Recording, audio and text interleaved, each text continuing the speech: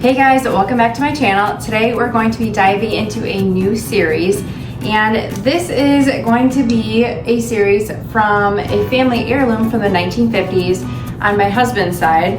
And today we're going to be making angel food cake. So let's get into it.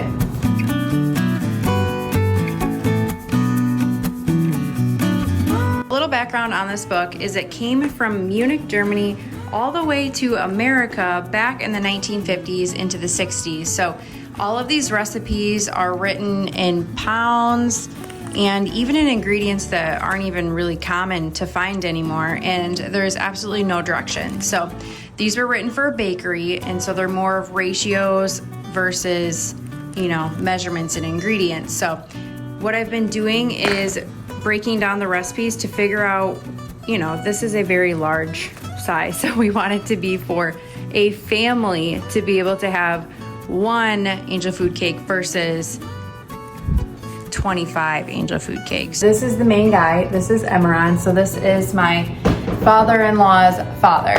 So him and his wife, they came over from Munich and worked at many different bakeries, helping open restaurants and all that fun stuff. So this has traveled all the way from across seas and started and helped many bakeries throughout the area, especially in Wisconsin and in Illinois. So my goal here for the next year is to get through all of these recipes, and there's at least 30 of them. And I started this series probably 4 years ago, but now with technology, things are a little easier to help figure out the measurements. So I'm really excited to deep dive into this, but today we're going to be doing an angel food cake. So everything that we're gonna need are egg whites. I actually bought egg whites like this since we need 12 of them. And I did 12 ounces equal 12 egg whites. So I did that with my food scale and got that all the way where it needs to be. This is going to require cake flour. Not all grocery stores have this, but our local grocery store did. So I sifted this already.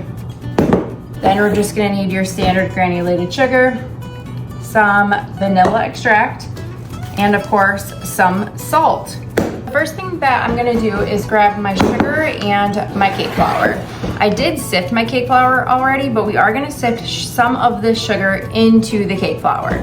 So I'm gonna start by taking 3/4 of this sugar and putting it in with my sifted flour.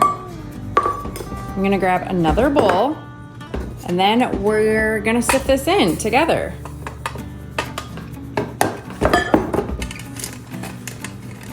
This is actually my great-grandma's sifter also. So a lot of family heirlooms going on here. The KitchenAid mixer that I'm gonna use later on is also my great-grandmother's from my dad's side. So all kinds of fun stuff.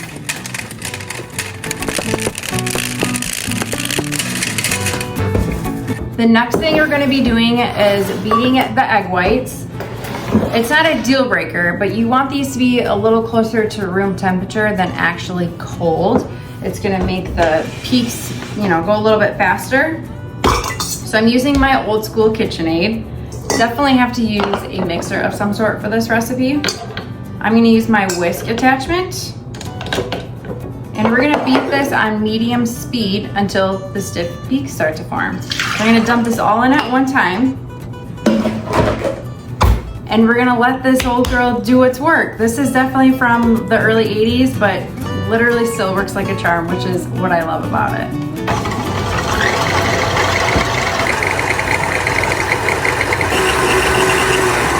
Okay, so before we actually do the stiff peaks, we have to add a few more ingredients, but mix this until it starts to get foamy, and then we're gonna add in the salt and some cream of tartar. My little helper woke up from his nap.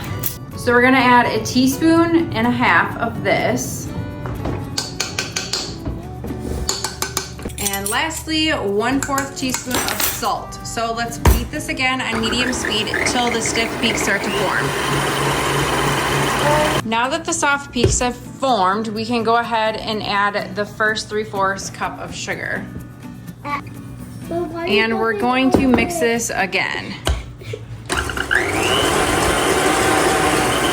Now that medium peaks have formed, we're going to add the last thing, which is from the beginning of the video when we did the flour and sugar that we sifted. We're gonna add these in 3 different parts. And we're gonna fold these in. So we're gonna add a little bit. And actually, we can get rid of this now. We're gonna gently fold this in.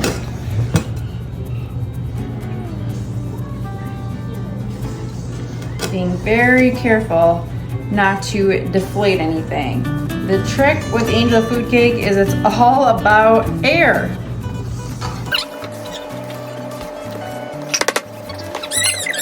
Now that everything's folded in, a normal person would put this into an angel food cake pan. I guess I didn't realize how specific angel food cake is, so it really does need a angel food cake pan. I thought I could just scrounge by using a bundt pan, but no. So we're gonna be a little innovative here, and what I'm gonna do is grab a cake pan and a tube bread pan from the 70s. So I'll be right back. Okay, so I have a 9-inch cake pan, and here is my tube. If you guys are curious of how this works, I will link that YouTube video below. It's really fun, actually. It makes a perfect little Italian sub bread. So what we're gonna do is we're gonna have to set this right in the middle because, like I said earlier, angel food cake is really gonna rely on the air. So we're gonna just gently scoop this into the pan, and I think what I might do is test it on a bundt pan and we'll see which one works better. So let's start.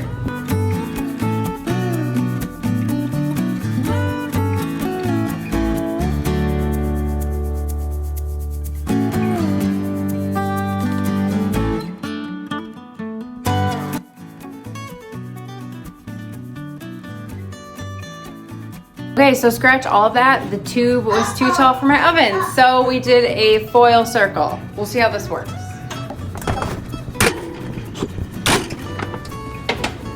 It's been about 30 minutes and it's golden on the top, so I'm gonna take this one out. This guy looks like he can go for a little bit longer. With the angel food cake, it really relies on air and we want it to stay upright. We don't want it to collapse. So instead of just putting it on a cooling rack, we're gonna try something different. Here she is. All right, let's let it cool and we'll see if it works. And here is our bundt cake version. Okay, so this has been cooling for about an hour. So let's try.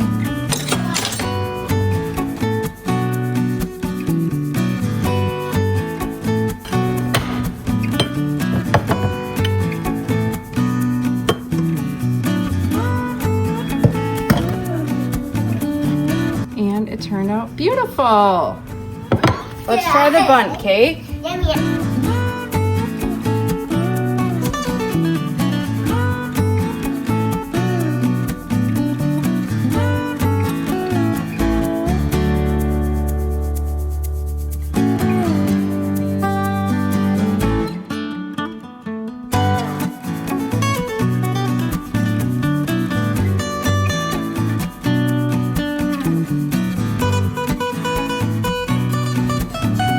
Here is the angel food cake. Here is the other angel food cake. My family just absolutely destroyed it. It is so delicious, so light and fluffy, and it has such a classic angel food cake taste. So I am very happy with this. It turned out better than I definitely anticipated. So I will put the recipe below for you guys to try. I'm gonna save this one because we are actually going over to my father-in-law's house right now and I want him to try this. Thank you guys so much for watching and following along on my heirloom 1950s cookbook. Definitely like and subscribe because we are going to be making another recipe next week. I'm not sure which one, so make sure you follow along. Thank you guys for watching. We'll see you next time.